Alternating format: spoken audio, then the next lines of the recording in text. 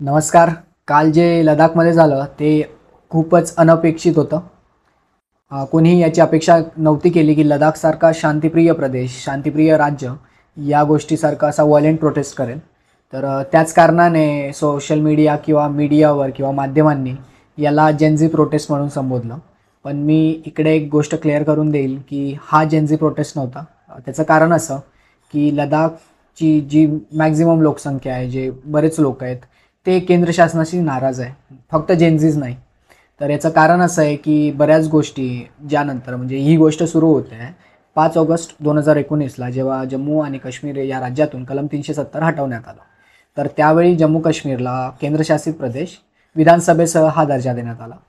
त्यानंतर लगेच नव्हता भेटला, थोडा वेळ लागला, तिकडे इलेक्शन्स झाले. ह्या गोष्टीनंतर लडाख पण ते सेम एक्सपेक्ट करत होतं की लडाखला निदान केंद्रशासित प्रदेश विथ लेजिस्लेचर म्हणजे विधानसभेसह, की त्यांचे स्वतःचे प्रतिनिधी हवेत त्यांचं जे नेतृत्व करण्यासाठी. पहिली ही गोष्ट, त्यांची ही पहिली मागणी होती. जे तुमचं आंदोलन चालू आहे त्याच्यात मुख्यतः 4 मागण्या होत्या. तर पहिली ही मागणी. दुसरी आहे भारतीय संविधानाच्या शेड्यूल 6 मध्ये लडाखचा समावेश करणे. तर शेड्यूल 6 असा आहे की जे ट्राईब्स आहेत, जे तुमच्या जमात आहेत, त्यांचे हक्क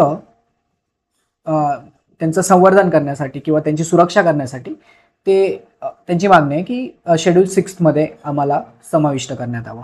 तिसरी मागणी आहे की पब्लिक कमिशन स्थापित करण्यात यावी की अनएम्प्लॉयमेंट काउंटर करण्यासाठी आणि जो सिस्टम आहे त्यामध्ये प्रॉपर लडाखचे लोक आणण्यासाठी. तर म्हणजे जसं महाराष्ट्रात MPSC आहे त्याच धर्तीवर लडाखचा त्यांचा सेपरेट पब्लिक कमिशन. आणि चौथी गोष्ट आहे की लडाखला आज एक सीट आहे खासदारकीची, म्हणजे MP ची, मेंबर ऑफ पार्लमेंट. तर ती त्यांची मागणी आहे की ह्या सीट 2 व्हाव्या. तर असं नव्हतं की सरकारशी बोलणी चालू नव्हती, बऱ्याच फेरीची चर्चा चालू आहे. निदान 5 ते 6 वर्ष, आज 2019 आज 6 वर्ष झाले. तर 5 ते 6 वर्षापासून फक्त बोलणीच चालू आहे केंद्र शासनाशी. तर बऱ्याच गोष्टी निगोशिएशन बऱ्याच चालल्या आहे.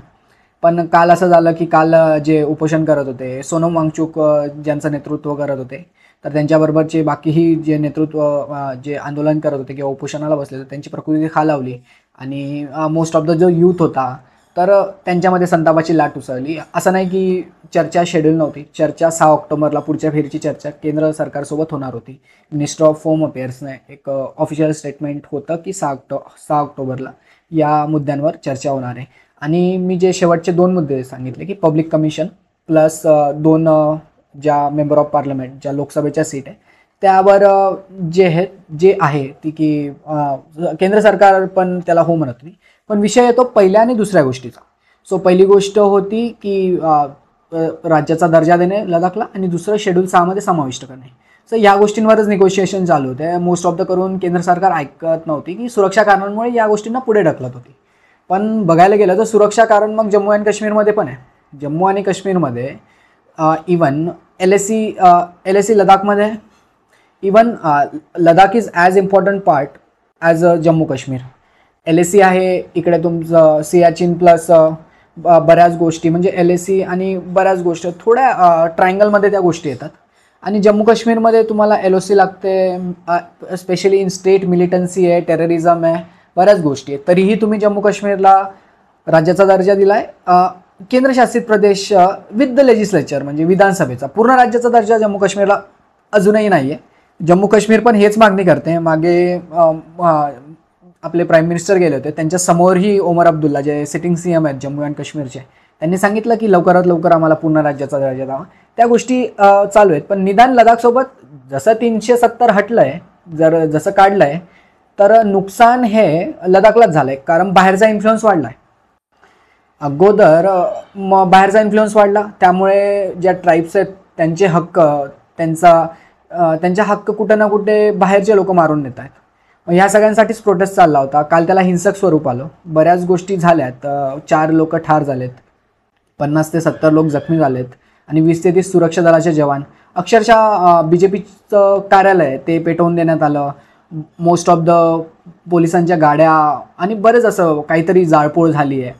तर हा हिंसक जे आंदोलन होतं याला जे स्वरूप भेटलं, आजपर्यंत लडाखचा तर इतिहास नाही आहे.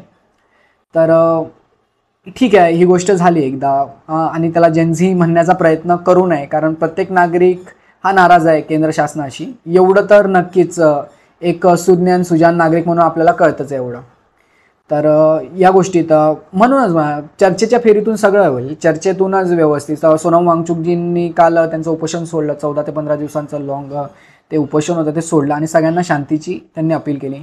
मिनिस्टर ऑफ होम अफेअर्स, गृहमंत्रालयाने पण स्टेटमेंट जारी केलं. ह्या गोष्टी झाल्या, ज्या SOPs आहेत त्या फॉलो होत आहेत. पण याला आता निदान असं स्वरूप नाही देऊन की against the government it's not. प्रत्येकाला आंदोलन करण्याचा अधिकार आहे, त्यांचे हक्क मागण्याचा अधिकार आहे. त्या दृष्टीनेच हेच चाललं आहे आणि आपल्याला संविधानाने दिलेले हक्क आहे त्याचा आपण यूज केला पाहिजे असं ह्या गोष्टी. तर जाळपोळ हा पर्याय राहू शकत नाही, चर्चा हीच पर्याय आहे. बाकी या गोष्टी अजून कव्हर करत राहील.